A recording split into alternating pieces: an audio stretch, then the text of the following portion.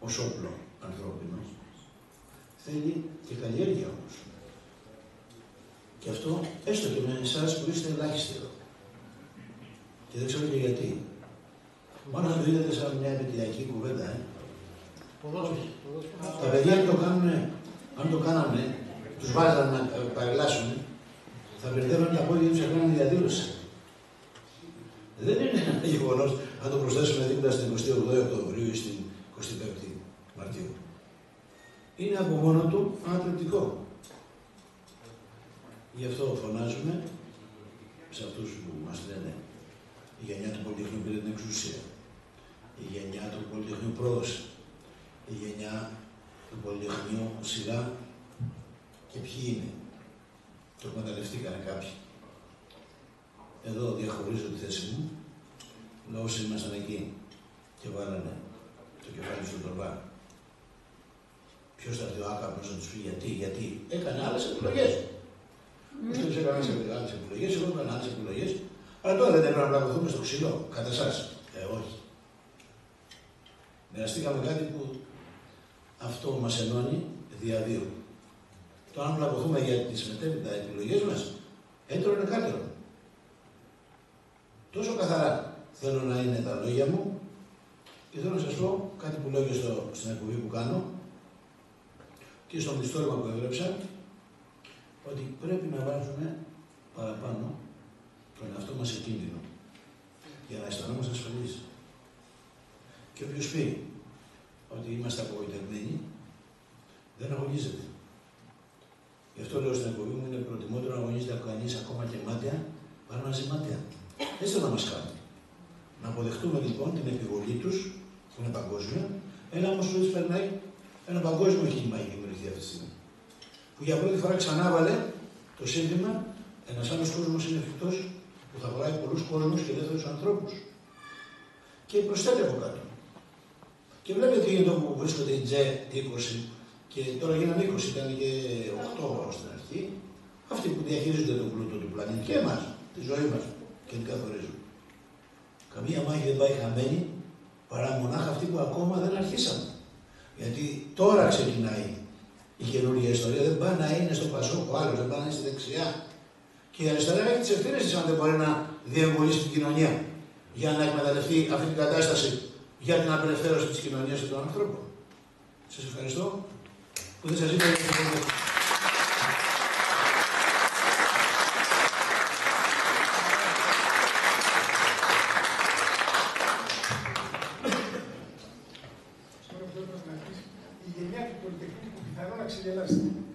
Αυτό έγινε γι' αυτό. Έγινε γι' αυτό. Για κάποιους όμως, όχι για όλους. Μαζί μας θα ήθελα να πω είναι και ο Λουκάς ο Τζανής, που είναι στην Καλημέρα του Βασίλη. Βλέπω ότι είναι ο Γιώργος ο Χριστόλας, ψυχολόγος, στην παρέα μας, και ο Σταδαμόπουλος, το είχαμε πει προηγουμένως. Καταρχήν, είναι ένας σύντροφός μου και φίλος μου εδώ, Ναι. που θα μπορούσε να είναι και εδώ. Να έρθει. Ο Καρκώστας, που θα κάνουμε κουβέντα τώρα Ποιος επί της ουσίας.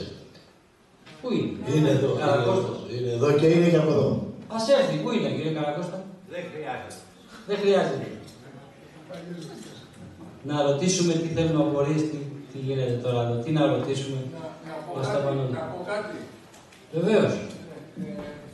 Χαίρομαι για τον κύριο Δημήτρη. Δημήτρη, Ευχαριστώ. σας γνωρίζω από κοντά, σας ακούω από το ραδιόφωνο κάθε Σάββατο. Θέλω να σας κάνω μια ερώτηση. Είμαι πεσημιστής σαν άνθρωπος, αν και μου αρέσει η πρόοδος και η δημοκρατία, αλλά τα άλλα καθίσματα τι δείχνουν για εσάς? Για απαντήστε μου τι δείχνουν για εσάς. Δεν άκουσα, δεν άκουσα.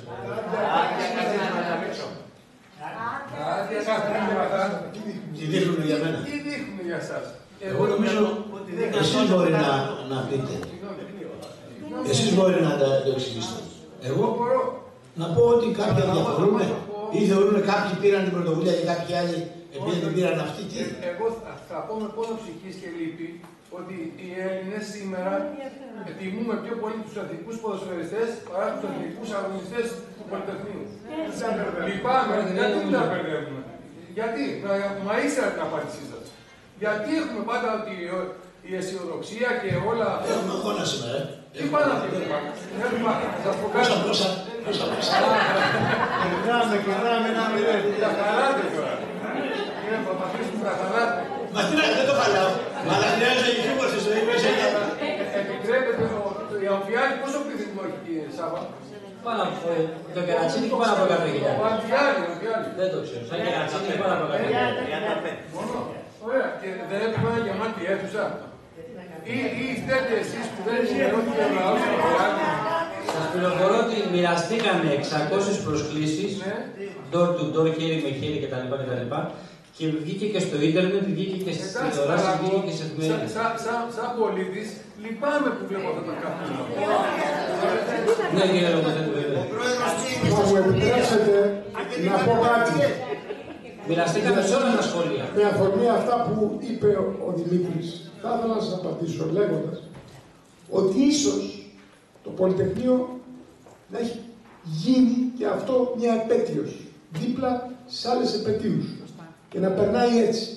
Και πάλι το Πολυτεχνείο, πάλι τα ίδια και τα ίδια. Εγώ δεν πάω να καταδώσω στο Στεφάνιο και πάω στην πορεία, στο λέω ειλικρινά. Με πληγώνουν πολλά. Αλλά και ίσως κάποιος κόσμος έχει βαρεθεί. Μα να βαρεθείς αυτό. Και κάποιος κόσμος είναι επιδειγμένος στα προβλήματά του. Τα οξυμένα προβλήματά του. Θα έρθει η εποχή η κάθε γενιά να κάνει το δικό της Πολυτεχνείο. Το σημερινό Πολυτεχνείο πραγματικά, αν τότε έγινε για να ρίξουμε τη χούντα και να φέρουμε ένα νέο κόσμο, ίσως τα νέα Πολυτεχνεία θα γίνουν για το ψωμί, για την επιβίωση και τον απολυταρχισμό. Και το αστυνομικό κράτος, ό,τι θα είναι αυτό. Έτσι. Μην αδικούμε λοιπόν τον κόσμο. Μην αδικούμε τον κόσμο. Έτσι. Μην αδικούμε τον κόσμο. Μην ξεχνάτε ότι και μια καλή χούντα σήμερα είναι τηλεόραση. Έτσι, μην το ξεχνάτε.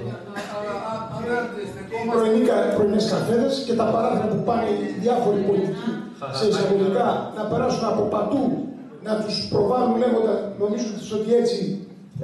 Και υπάρχουν και οργανισμοί δημοσιογραφικοί οι οποίοι χρηματοδοτούν τους πρωινούς καφέδες, τους τάρδε για να βγάλουν τους πολιτικούς και τα λοιπά, τους κεκριμένους και τα λοιπά. Άστε το, μην το ψάχνετε γιατί θα μας ανοίξετε τη... Θα ήθελα να κάνω κάποιες ερωτήσεις περισσότερο στους φίλους εκείνης της εποχής, της γενιάς των ομιλητών. Ξεκινώντας όμως από μία μικρή τοποθέτηση.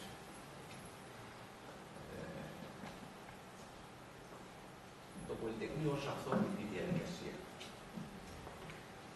βγαίνει μέσα από πραγματικές συγκρουσιακές αντιθέσεις μεταξύ αυτών που δημιούργησαν αυτό το αυτόνομο, σε ποιο επίπεδο ήταν αυτές οι αντιθέσεις, γιατί υπήρχαν, που στοχεύαν.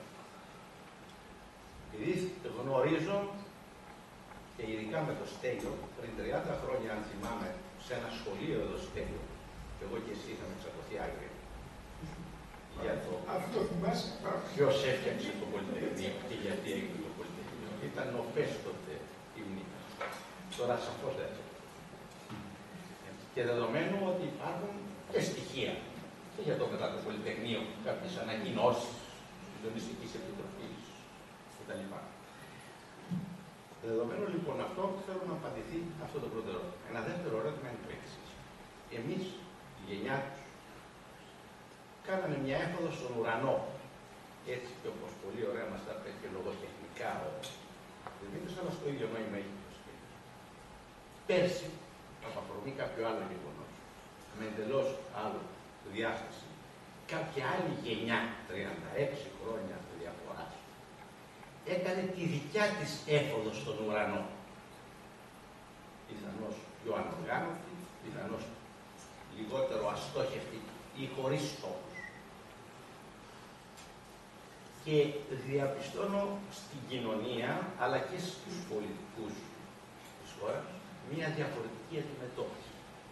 Το μεν Πολυτεχνείο το αγκαλιάζουμε όλοι και αυτοί που δεν ήταν, αυτοί που το σκότωναν τότε, για να το οικειοποιηθούν. Πάρα πολλοί είναι και εδώ μέσα, παρόντες, και μη γελιόμαστε. Τα περσινά γεγονότα, κάποιοι άλλοι τα λιδόρισαν όπως λιδωρούσαν τότε αντίστοιχοι φορείς σε αντίστοιχες περιπτώσεις εκείνο το γεγονό. Παραλληλισμός ή άλλο πράγμα στην τοποθέτηση και των δύο. Το τρίτο πράγμα που θέλω να πω, θα ήθελα να διευκρινιστεί, έχει σχέση και με την ερώτηση. Το καλύτερο σαμποτάρισμα ενός αγώνα είναι να το χτυπάς διαρκώς ή είναι να το φθείρεις διαρκώς. Το ότι ο Στέλιος δηλώνει ειλικρινός και ευθαρσός ότι εγώ στενοχωριέμαι να πάω στην πορεία. Στέλιο μου, 2 φορές δεν πήγα στην πορεία για συνειδητούς πολιτικούς λόγους, από τσαντίλα πολιτική. Ήμουνα στο σπίτι και στενοχωριόμουν στο σπίτι. Δηλαδή και εκεί να ήμουν στα στενοχωριό μου και εδώ να ήμουν στα στενοχωριό μου. Και ευτυχώς χθες πήρα λίγη ζωή γιατί πιάσανε 300 κατά το σύστημα της γερμανικής κατοχής. Της μηδενικής, αν όχι λέμε τώρα, της γερμανικής κατοχής έγινε χθες. Για να καταλαβαίνόμαστε πολιτικά τι σημαίνει όταν ρωτάμε το νόημα του Πολυτεχνείου. Ποιο είναι και λέμε όλοι είναι διαχρονικό. Τι σημαίνει αυτό το διαχρονικό στο σήμερα. Θα ήθελα, για να μην φάω χρόνο, νομίζω ότι συνεννοηθήκαμε. Εμείς ίσως να συνεργαζόμαστε και με τα μάτια οι τρεις, αλλά επειδή υπάρχουν κάποιοι άλλοι που είναι σε άλλο μήκος κύματος, που αγαπάνε όλοι σήμερα το Πολυτεχνείο.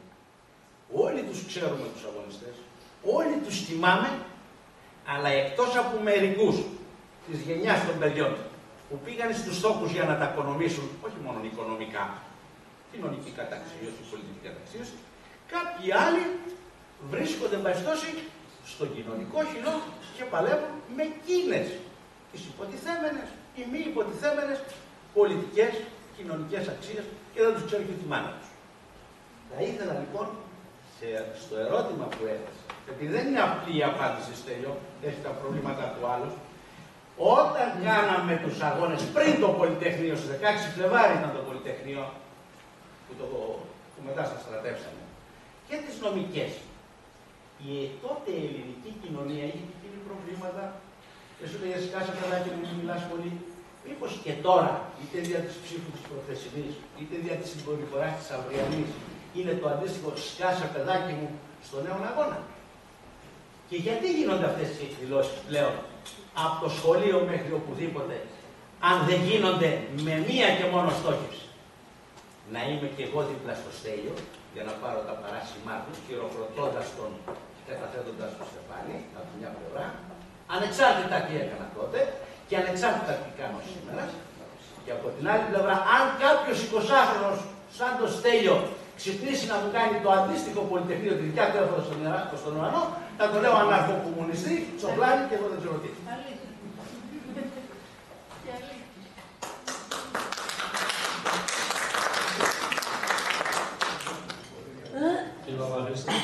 Τι να με το... Δεν ξέρω πόσα χρόνια θα λέμε και τι γίνεται. Εγώ χάρηκα που ήρθε και μου το είπε κιόλας, λέει, ας, είναι έτσι. Είναι έτσι τα πράγματα και είναι και χειρότερα. Γιατί το να είσαι νέος, για τους μεγαλύτερους είναι ότι είσαι ύποπτος. Μόνο και μόνο γιατί είσαι νέος. Ποιος δεν υπήρξε νέος, ποιος δεν έγινε με σύμφιαση, ποιος δεν γέρασε, ποιος δεν πέθανε. Δηλαδή δεν κατάλαβα. Κι όμως, γιατί πάντα οι νέοι θα γίνονται αποδιοπομπαίοι. Και αυτά τα παιδιά που κατεβήκανε πέρυσι, που ήταν πραγματικά κοινωνική εξέλιξη, δεν μπορούμε να την κρίνουμε γιατί σπάσαμε βιτρίνες ή γιατί είχαν μια τυφλή βία. Είναι φαινόμενο των καιρών. Η βία ανακυκλώνεται. Καταρχήν η βία πάντα είναι η βία της εξουσίας και η κρατική βία. Γιατί πώς που θέλει να γίνει και δίκη τώρα αυτά τα δύο όργανα, έτσι τα λέγαμε όργανα. Τι έκανε δηλαδή αυτό το παιδί ο Γρηγορόπουλος, τους έφτιασε, πέταξε μια πέτρα, τους είπε ένα μαλάκα, κάτι. Και βγαίνεις περίστροφο και σημαδεύεις και σκοτώνεις.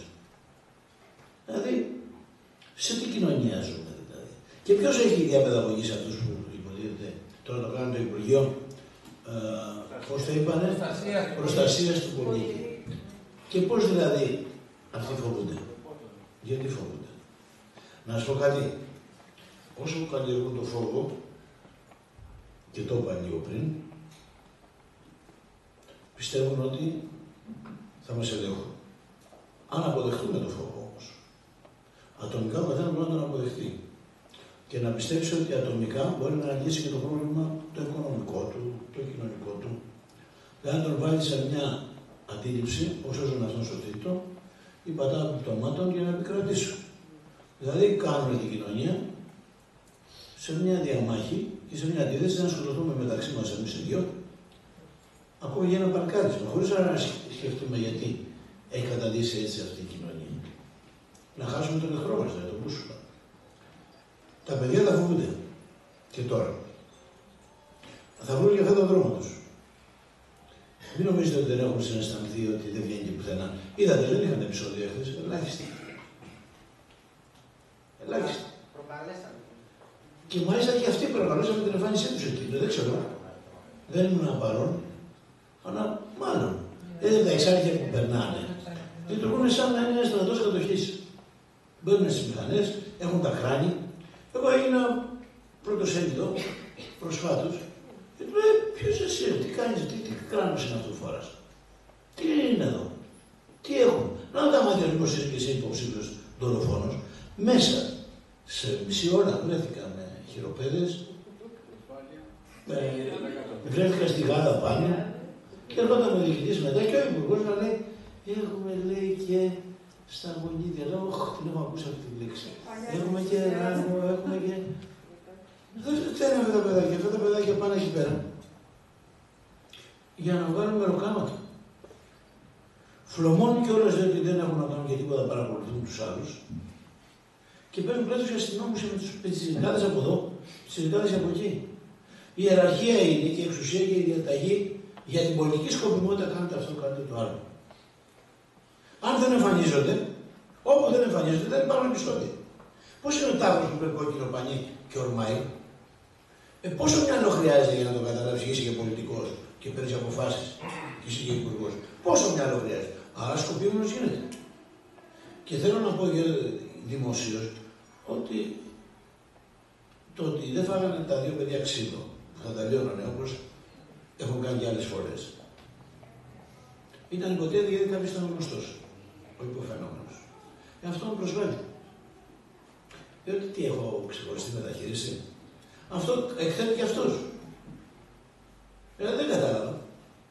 Μέχρι εκεί που δεν με ήξερες με τους βαλιάρες και με πλακό, εκεί που με μαθαίνεις μετά λες συγγνώμη. Όχι. Άμα σας ρωτήσουν εσάς ή εμένα ή τον άλλο, τον Β, που δεν τον ξέρω. Δεν θα του αλλάξουν τα φώτα. Αυτό παραδεχτήκανε. Και πάω να εκτεθώ και από πάνω. Α, ήσουν γνωστός. Να και το πολυτεχνείο σας σώζει ακόμα. Δεν πάτε στο διάβολο εγώ. Τι να πω. Κύριε Αδαμόπουλε. Ναι, θέλω να απευθυνθώ στον κύριο Παπαχρήστο. Γιατί πρόσεχε, Αδαμόπουλο λέγομαι. Λίγο πιο δυνατά για να ακούω. Ναι, θέλω να απευθυνθώ σε εσάς. Σας πρόσεξα πάρα πολύ καλά τα όσα είπατε. Και επειδή εγώ δεν ασχολούμαι με την πολιτική, ασχολούμαι με την ποίηση και τη λογοτεχνία. Είναι και αυτή ένα κομμάτι της ζωής. Εξηγούμε για να μην παρεξηγούμε. Θέλω να σας πω, να καταθέσω, γιατί μου τα υπενθυμίσατε αυτά τα οποία θα σας πω, αυτό που υπενθυμίσατε, που θα σας πω, και θέλω να σας κάνω στο τέλος το ερώτημα. Ο Οδυσσέας Ελίτης λέει κάπου,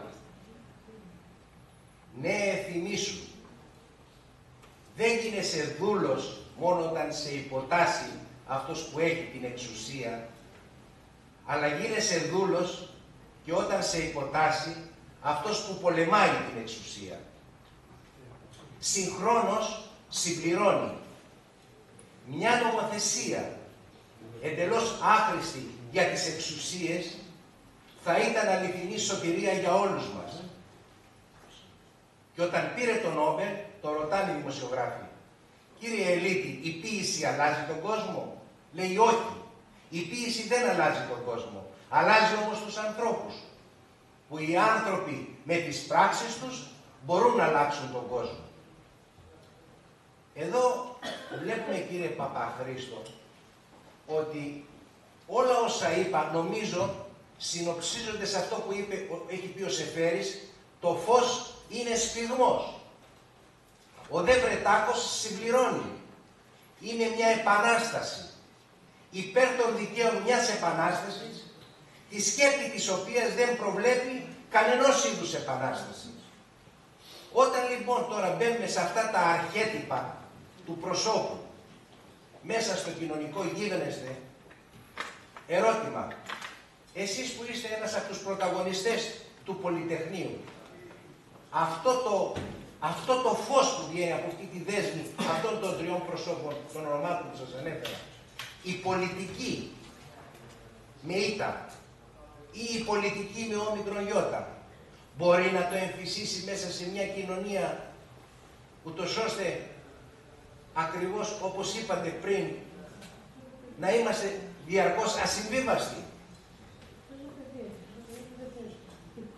και διαρκώς, αν θέλετε, να θέλουμε, δηλαδή να μην βολευόμαστε με τίποτα, διότι νομίζω ότι πάμε πολύ βαθιά, δηλαδή πάμε, είναι κάτι πολύ βαθύ μέσα στον άνθρωπο.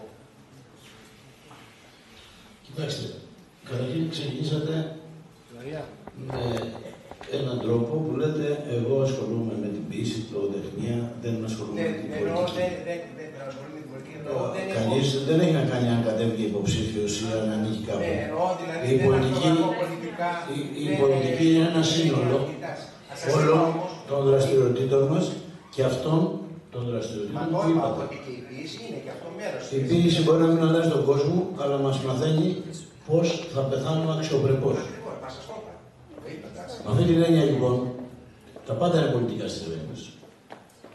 Και αυτή την έννοια πάλι θα πω.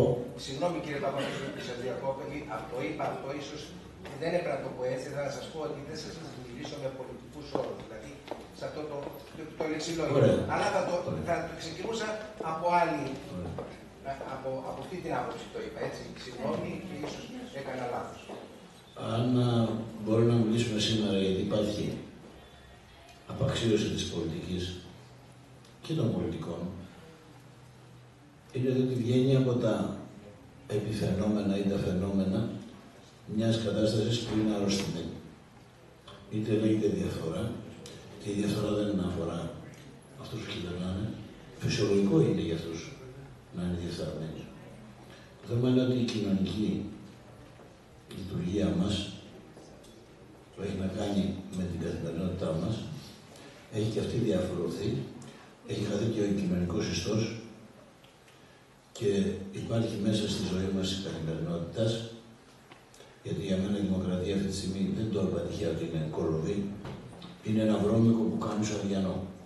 Όσο δεν υπάρχουν συμμετοχοί, αυτοί που συμμετέχουν στα καθημερινά πράγματα, είτε στο σπίτι τους ή έξω από το σπίτι τους, είτε στην κοινότητά τους, είτε στο Δήμο, να τα πάω έτσι ιεραρχικά ή να προχωρήσουν μετά σε κόμματα, σε πολιτικές πέρα από αυτό. Αν λοιπόν δεν μπούμε σε αυτή τη διαδικασία, τότε θα είμαστε κοψοχέριδες, θα μας φταίνε πάντα οι άλλοι, θα αποποιούμαστε τις δικές μας ευθύνες και θα τις φορτώνουμε στους άλλους. Θέλω να υπάρξει μια κοινωνία που να εξανθρωπιστεί πλέον. Αλλά για να εξανθρωπιστεί η κοινωνία πρέπει να εξανθρωπιστεί ο άνθρωπος. Διότι ο πολιτισμός αυτός ο καπιταλιστικός παράγει έναν πολιτισμό της επιτάχυνσης της βαρβαρότητας. Είναι βάρβαρος παγκοσμίως και εδώ. Πλασάρει όλα τα προϊόντα, τα υποπροϊόντα και βγάζει κέρδη. Πέρα από τους πολέμους, πέρα από τα όπλα, πέρα από τα ναρκωτικά. Καταρχήν, αυτή η πολυπολιτισμικότητα που υπάρχει, που είναι πλούτος του πλανήτη, την κάνουν μια σούπα, τους ανθρώπους τους αφαιρούν τα ονόματα και τους κάνουν αριθμούς στους λογαριασμούς τους και έχουμε ποσοστά, είτε στατιστικά, στις διαιρέσεις, στις προσθέσεις, στις αφαιρέσεις. Αφού οι άνθρωποι έχουν, αυτοί που κυβερνάνε, έχουν απαξιώσει τόσο πολύ τον άνθρωπο, που έχουν βάλει τα κέρδη τους πάνω από αυτό. Τους νοιάζει τώρα να πεθάνεις εσύ εγώ. Δεν τους νοιάζει τους ίδιους που μπορούμε να τους κρεμάσουμε και θα μας πουλήσουν και το σημείο που θα τους κρεμάσουμε. Έτσι λέγαμε τόσα χρόνια και το λέμε ακόμα. Δεν θα σταματήσουμε να το λέμε, αφού φαίνεται η αγριότητα και η βαρβαρότητα. Το θέμα είναι πώς εμείς, ενώ τα συνειδητοποιούμε, όσοι τα συνειδητοποιούν αυτά τα πράγματα, ταυτόχρονα είμαστε εξαρτημένοι τους. Τι είμαστε, περσόνια. Πώς γίνεται. Πώς δηλαδή λέω αυτά τα πράγματα και μετά θα πάω σε αυτόν να τον υπερασπιστώ απέναντι. Δεν θέλω να γίνω συγκεκριμένο τώρα στον τόπο μας, αλλά και αλλού. Γιατί συμβαίνει αυτό? Πώς δεν σπάει αυτός ο διπολισμός που είναι παγκόσμιος και αυτός ο δικομματισμός, να πω τη λέξη, θα παραξηγηθώ. Πού να την πάτε, εναλλάσσουμε.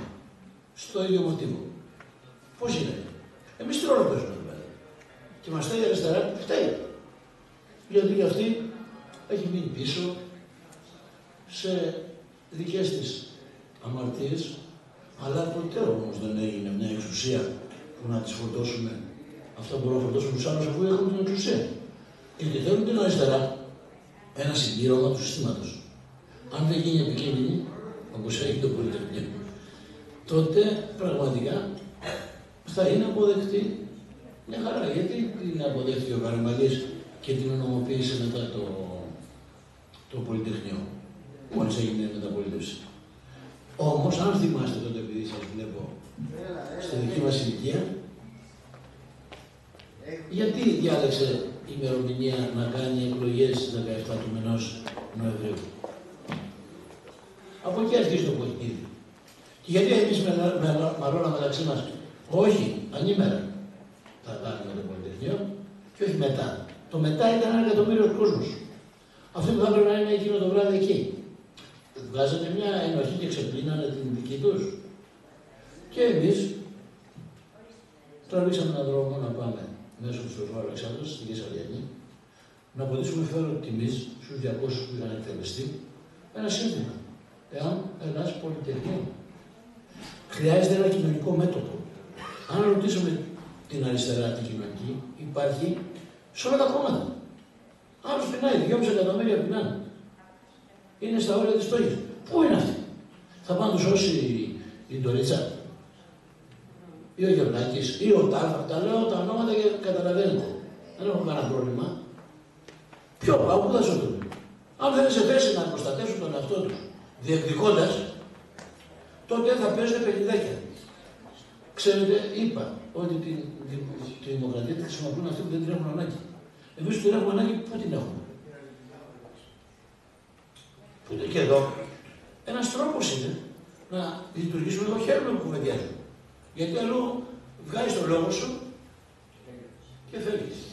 Εδώ να μαλώσουν. Και να με πείσεις και να σε πείσω. Πού πάει το παιχνίδι? Και βλέπω, επειδή ασχολούμαι κιόλας και επειδή έχουμε ένα σύνδρομο, δεν μπορούμε να απαλλαγούμε δηλαδή από αυτά που πιστέψαμε. Έχω γράψει, ναι, έχω γράψει 4 πολιτικές συλλογές. Έχω γράψει 10 μυθιστορήματα, έχω γράψει 2 δοκίμια, 2 για το Πολυτεχνείο, 5 θεατρικά έργα. Τώρα τι να πω, κάνω το μάγκα. Σας κάνουμε και μένους. Θέλω να πω ότι με απασχολούν εκπομπές, γράφω στην εφημερίδα. Δηλαδή, πώς λέμε, πάσω από ύπαρξη για ένα σπίτι ο Νίκος ο Παρόνος. Με αυτή την έννοια λοιπόν βάζω την πολιτική όμως πάνω απ' όλα. Δεν θα πω, α, τι ωραίο είναι, γιατί υπάρχουν διανοούμενες συγγραφείς. Έβγαλα το βιβλίο μου, ένα πίνακα, ένα μουσικό τραγούδι, τι ωραίο, και ξεμπέρδεψα. Εγώ θέλω η θέση μας να είναι τέτοια, ούτως ώστε ψυχείτε, σώματι και πνεύματι, να είμαστε ενάντια σε κάθε μορφή εξουσίας. Τώρα θα πάρω το ποίημα που έγραψες ή εγώ και θα το τυχοκολλήσω, γιατί είναι ακίνδυνο πλέον να δεν μπορώ να το υπερασπιστείς.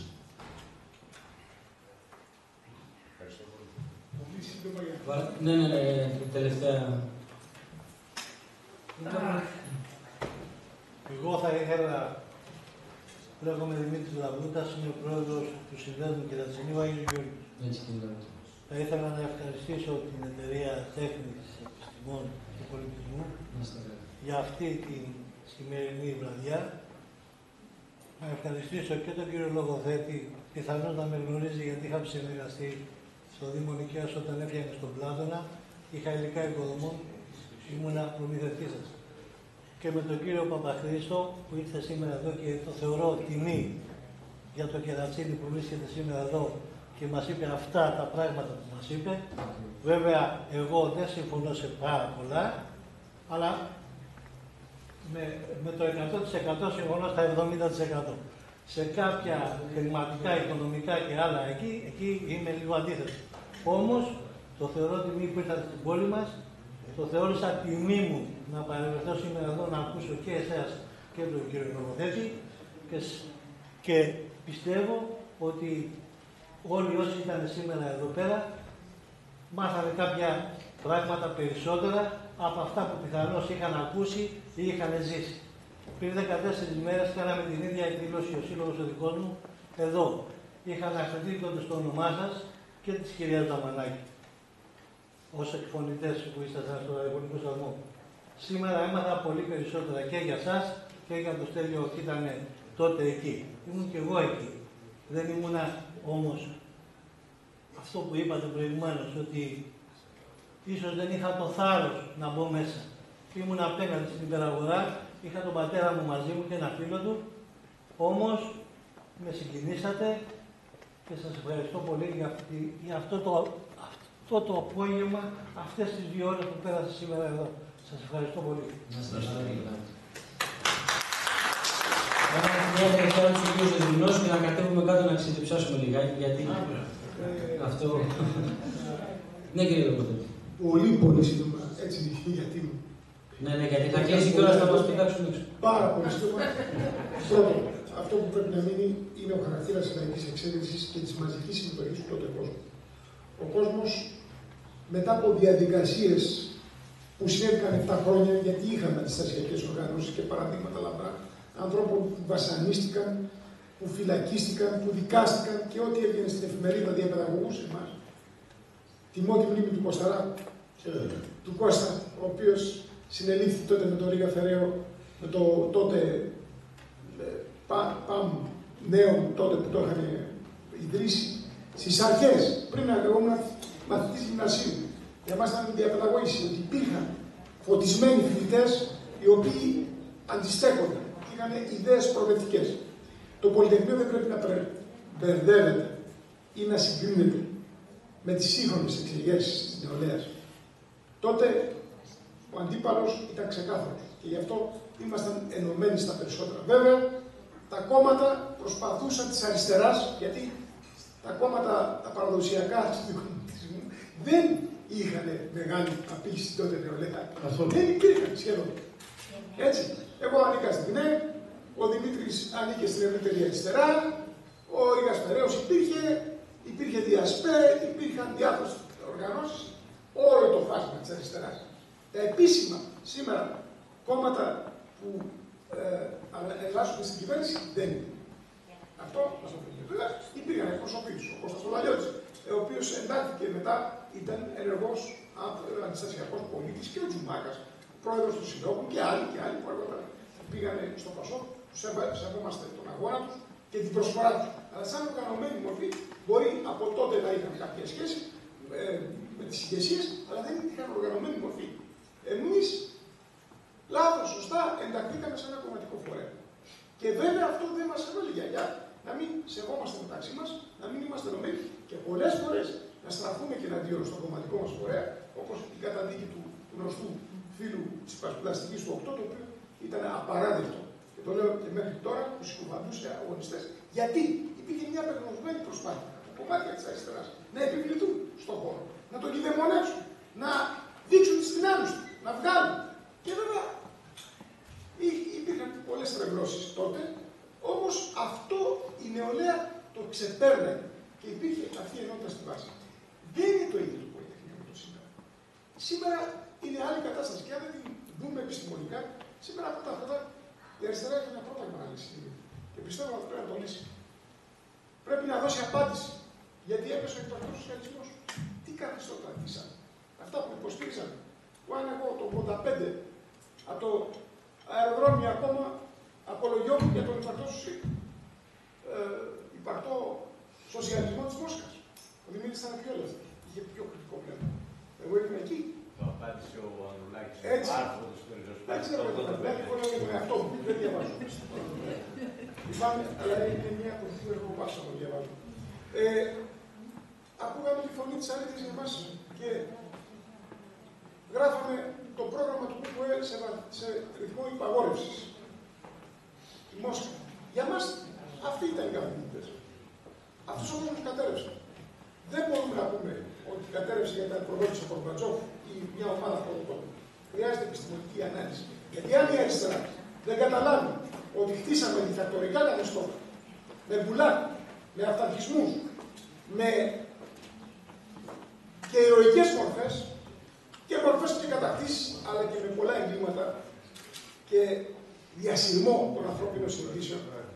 Καταστρέψαμε αγωνιστές, τους βγάλαμε προδότες, τους στείλαμε στο εκτελεστικό απόσπασμα, με κορύφωμα τον Πλουμπίδη και άλλα τόσα. Που αυτά πρέπει να τα απαντήσουμε. Και τον Άρη Βελουχιώτη ότι προδότη το βγάλαμε. Ούτε ψωμί, ούτε νερό στον προδότη Άρη. Και τώρα βλέπω την φωτογραφία του Άρη. Να μάθει ο Κλήτης την ιστορία του κόμματος και την ιστορία του κινήματος. Γιατί ζήσαμε μεγαλειώδες στιγμές. Μεγαλειώδες στιγμή. Ο μόνος λαός που αντιστάθηκε στην επιστράτευση του Κύπρου, με χιλιάδες να κατεβαίνουν και να αντιμετωπίζουν τους Γερμανούς και να έχουμε την κούλα τη Λίλη να χτυπάει το τακούνι στο τάξ και να εκτελείται επιτόπου και οι άλλοι αγωνιστές. Τρομερά μεγαλειώδη πράγμα. 17 χρονών είδα την ψυχή βαθιά του Κούλγαρη. Ρωτάει η αγωνίστρια που πάει στο εκτελεστικό απόσπασμα, πες μου πώς είναι η θάλασσα, δεν την είδα. Νέα κοπέλα.